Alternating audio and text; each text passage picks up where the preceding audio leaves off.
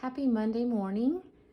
This morning I have an Etsy share for you guys. I ordered a few things off of Etsy this week for use in my journals, and I wanted to show them to you and send you over to the shops to check out the items that they have. One is a shop that I've ordered from before, and one is a new to me shop. We'll open this one first. The shop is called Ephemera Shop Goods. I'm almost positive that's right. Both of these shops will be linked in the description box. So that is the way that you will find them on Etsy. Let's see if I can open this without scissors. She has a lot of cool things, but the thing that caught my eye was she had some lots of vintage receipts from the 70s and 80s. And so that is why I decided to order from her.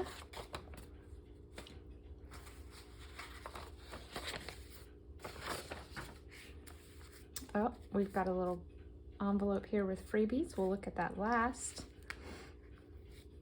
Okay, so I do know that this little lot came with some tiny envelopes. So this is adorable. It's like a recycled paper envelope. And then these are coin envelopes right here. And then these super cool tags that are kind of like, I don't know, like a laminated cloth material. And then they have a very large grommet. Those are so neat. They're almost like luggage tags or something. Okay. So this is just a lot of, I don't remember how many there were. I want to say 15 or 20. Just general receipts and invoices from the 70s and 80s. This is from 78. He bought something Sokia with a battery pack. It must have been a camera because that's a really high price even back then. That's cool. Music for All Incorporated, 1978. We don't know what this is, but it might have been a, oh, okay. Denver's Record and Tape Shop for the connoisseur. So this is probably a record or a, well, at that date, it might have been an 8-track. Okay, this is a stapled one. A.E. Hindson Printing Machinery and Supplies Company, 1971. A spinet drill.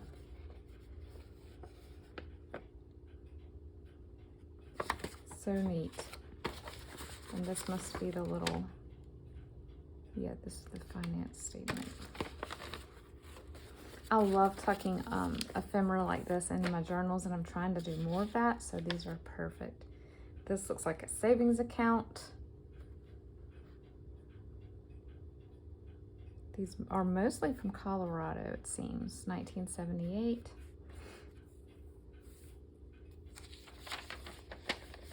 Folklore Imports. I have no idea what this says. Can you read this?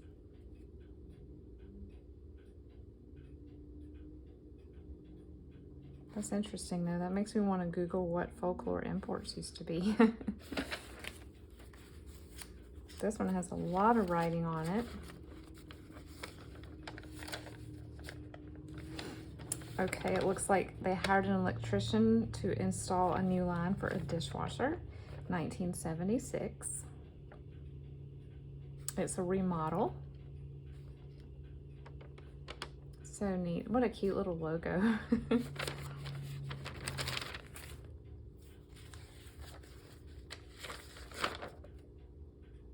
Old World Lighting. Photo cell. This is probably a camera. Flash bulb. Montgomery Ward. Oh my goodness. I remember going in Montgomery Ward and of course getting the catalog. Beta antenna.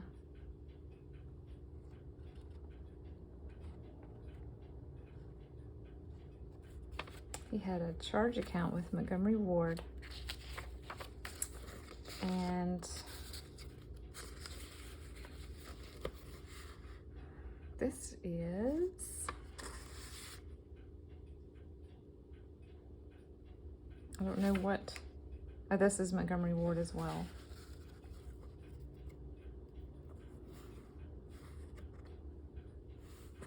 That's so neat. I love the color of that one. Professional Arts Incorporated. Film strip, sound cassette.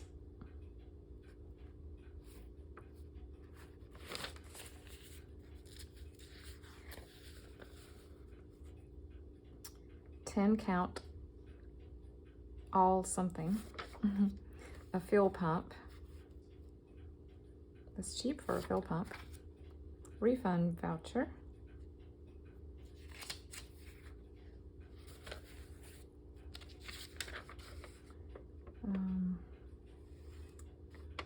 Clamps and I don't know what that says. Evidently they had, it must have been like Sears where they had everything you need for your home and your car. Men's knickers, special order. Do you remember when MasterCard looked like this? I do.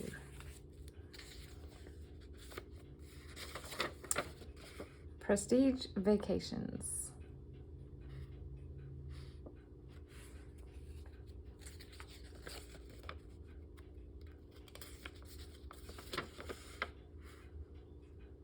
Catalog sale.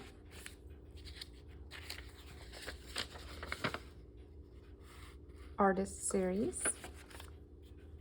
JCPenney. Look at this little account statement. It's so small.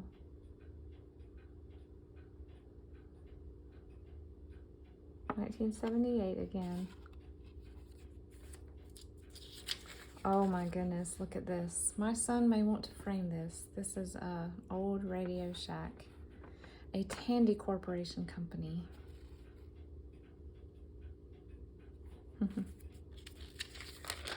Look, it's like a translucent paper. Robert Allen DDS.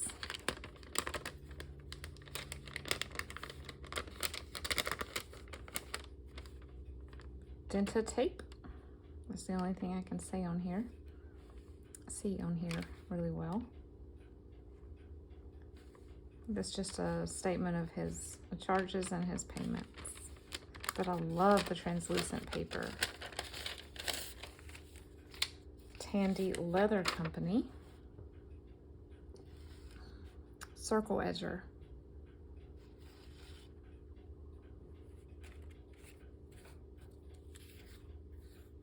This is a telephone bill. Mountain Bell. That's funny because I've always lived in the South and we had Southern Bell.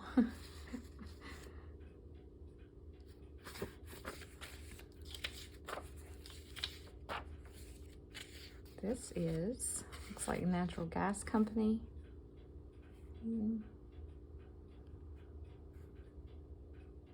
Look how cheap. This is a blank one. Yay.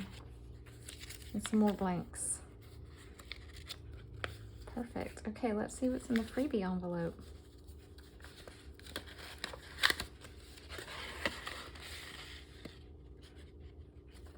Okay, we've got some little vellum prints here and just little ephemera. This looks like a Tim Holtz piece, maybe.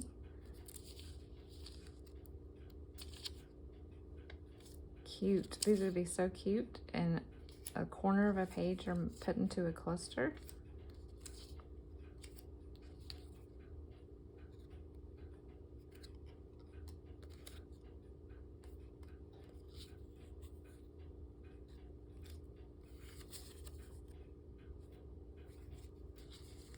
Little calendars. And then some vintage graph paper. That's tiny graph. So fun. Looks so 80s. Okay, so that is Ephemera Shop Goods, I believe. If you'd like to check her out, I will, again, we'll have her shop listed below.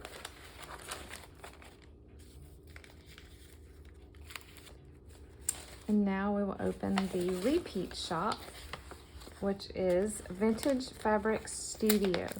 So in my house tour, in the laundry room, I showed a bunting or wall hanging that's made from vintage sheets cut into strips.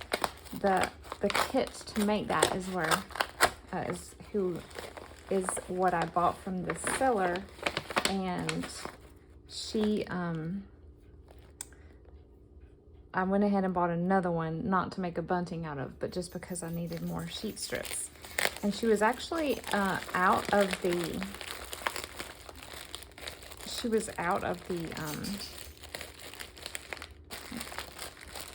multicolor set. I think she only had a neutral left. So I messaged her really quick to see when she might get more of the multi. And she wrote right back and said that she actually was about to restock a few more that she had found. And so I was able to snag one of those. Okay, so here's her card. I love that. She specializes in quilting squares and charm squares, mostly made from vintage sheets and other types of vintage fabric. She may have some feed sack too, I'm not sure. And she has practical tips for sewing with vintage sheets. So from her, I bought the bunting kit, but I also bought I think it's just called a scrap pack from lots of different vintage sheets. So let's go through these real quick.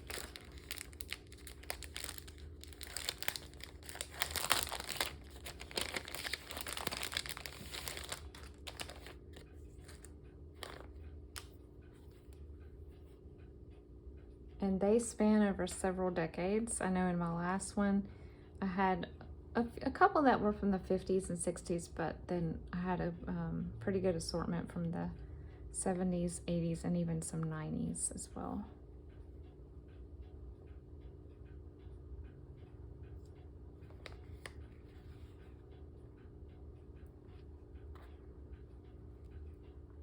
And I like these little squares because if the print's tiny enough, I can cut them into little tiny pieces like that and use them as fabric clusters. But also the bigger ones like this can be easily made into a pocket.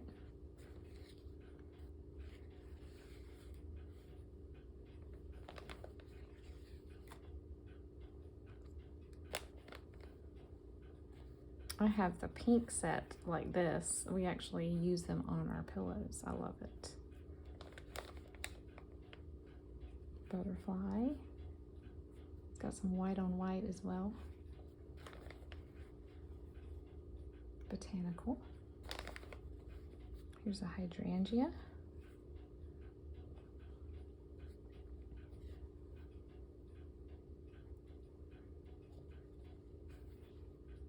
It's a pretty peach. Oh, I just bought, if you saw my haul from vacation, I was able to score a flat sheet of the same daisy pattern, but in blue.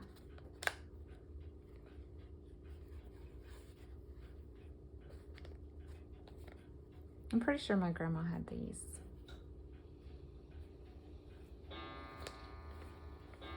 This one is pretty.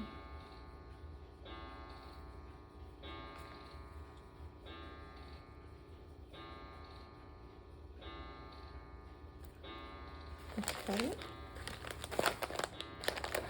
And of course, you know, to save everything. So this is a perfect little thing to use in a tassel. It's just a tiny little sheet strip.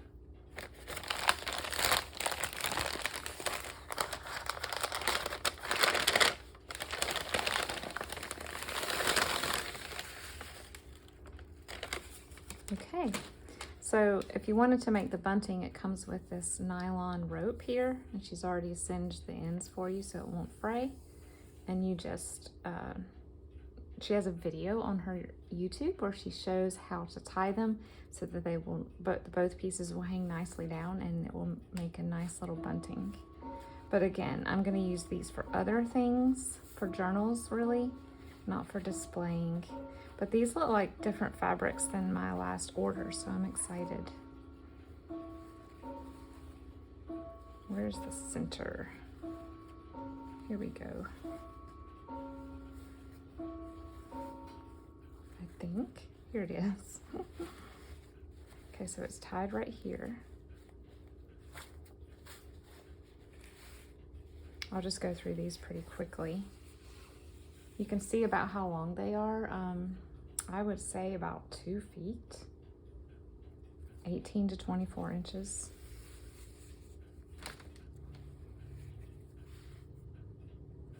This one's a little bit shorter. This one looks like 15 inches maybe.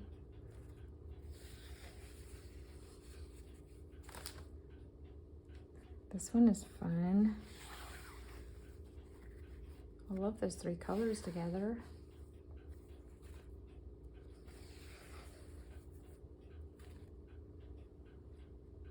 Oh, I got these in my last set, and it was in the charm pack, I think, and I used these in so many of my fabric flips and clusters.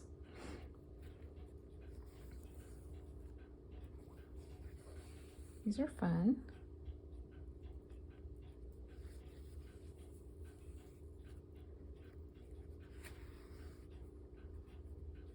Is this one? No, there's 2 separate ones.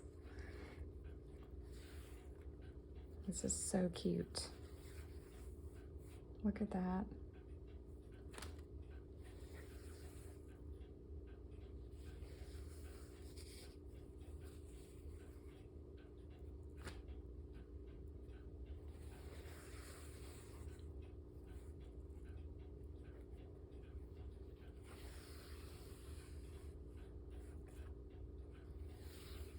Some of these thinner ones you can also use in a tassel as is.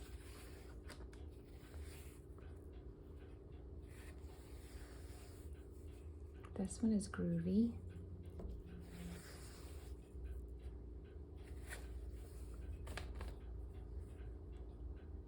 There's a daffodil.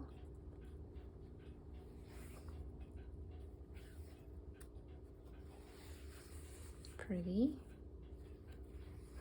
This one looks like it's folded. Oh, it's some more of that butterfly. Cool.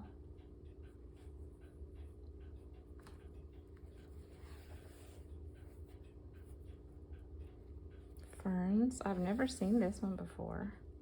Pretty.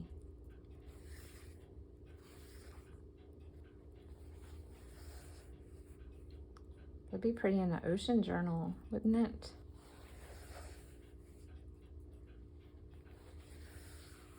Oh man, these patterns, I wish they still, I mean, you can occasionally find sheets that are this cute, but I feel like you have to pay up for that now. And even the ones that are 100% cotton, or say they don't need ironing, they come out so horribly wrinkled.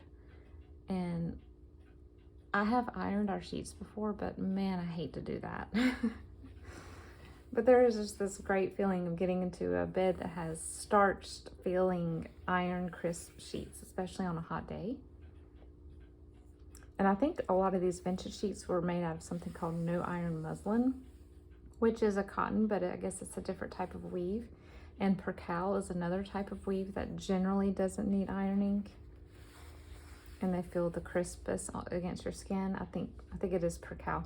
But I have bought a couple of percale sets in the past year or two, and they feel almost like microfiber. So I'm not sure what the definition of percale is anymore. These are things that I never thought I would spend this much time thinking about when I got older. My grandpa made his living in textiles, so I remember him talking a lot about the types of weave and all of that.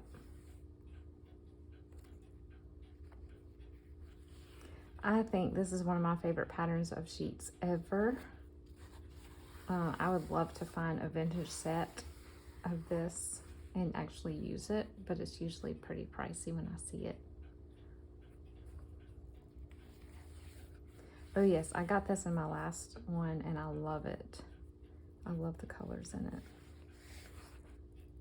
Here's some more of that fern. Looks like ginkgo. Here's some blue roses. Pretty.